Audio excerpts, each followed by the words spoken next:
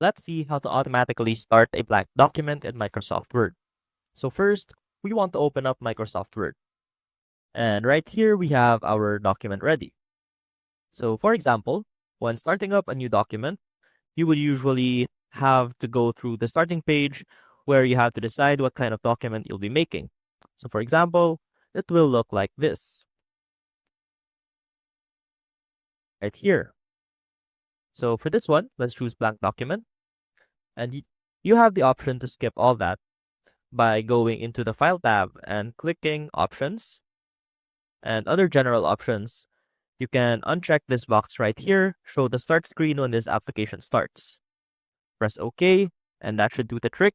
Let's try it again. And see, we skipped the starting page and directly went into our document. And that is how we directly go into a blank document in Microsoft Word. See you soon!